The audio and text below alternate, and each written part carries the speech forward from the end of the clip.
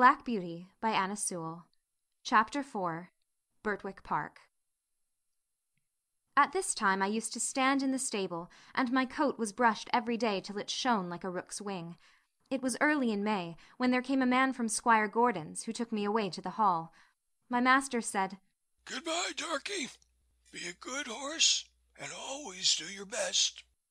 I could not say goodbye, so I put my nose into his hand. He patted me kindly, and I left my first home. As I lived some years with Squire Gordon, I may as well tell something about the place. Squire Gordon's park skirted the village of Birtwick.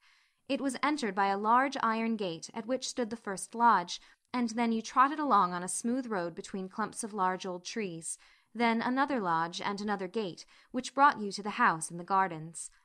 Beyond this lay the home paddock, the old orchard, and the stables. There was accommodation for many horses and carriages, but I need only describe the stable into which I was taken. This was very roomy, with 4 good stalls. A large swinging window opened into the yard, which made it pleasant and airy. The first stall was a large square one, shut in behind with a wooden gate. The others were common stalls, good stalls, but not nearly so large. It had a low rack for hay and a low manger for corn. It was called a loose box, because the horse that was put into it was not tied up, but left loose to do as he liked. It is a great thing to have a loose box. Into this fine box the groom put me. It was clean, sweet, and airy.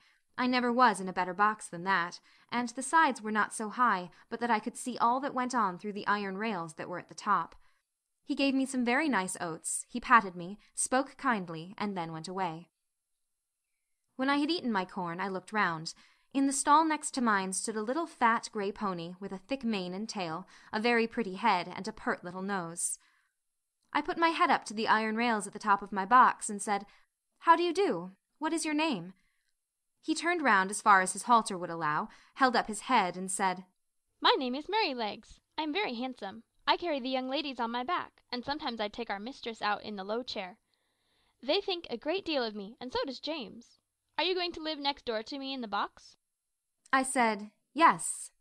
"Well, then," he said, "I hope you are good-tempered. I do not like anyone next door who bites." Just then a horse's head looked over from the stall beyond. The ears were laid back, and the eye looked rather ill-tempered. This was a tall chestnut mare with a long handsome neck. She looked across to me and said, "So it is you who have turned me out of my box. It is a very strange thing for a colt like you to come and turn a lady out of her own home." "I beg your pardon," I said. "I have turned no one out. The man who brought me put me here, and I had nothing to do with it. And as to my being a colt, I am turned 4 years old and am a grown-up horse. I never had words yet with horse or mare, and it is my wish to live at peace." "Well," she said, "we shall see. Of course, I do not want to have words with a young thing like you." I said no more. In the afternoon, when she went out, Merrylegs told me all about it. "The thing is this," said Merrylegs. "Ginger has a bad habit of biting and snapping. That is why they call her Ginger. And when she was in the loose box she used to snap very much. One day she bit James in the arm and made it bleed, and so Miss Flora and Miss Jessie, who are very fond of me, were afraid to come into the stable. They used to bring me nice things to eat, an apple or a carrot or a piece of bread, but after Ginger stood in that box they dared not come, and I miss them very much. I hope they will now come again, if you do not bite or snap." I told him I never bit anything but grass, hay, and corn, and could not think what pleasure Ginger found it. "Well, I don't think she does find pleasure," says Merrylegs. "It is just a bad habit. She says no one was ever kind to her, and why should she not bite?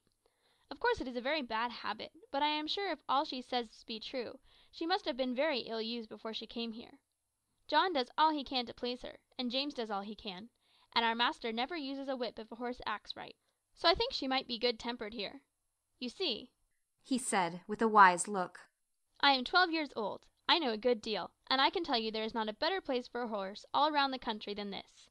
John is the best groom that ever was. He has been here 14 years, and you never saw such a kind boy as James is. So that it is all Ginger's own fault she did not stay in that box." End of chapter 4.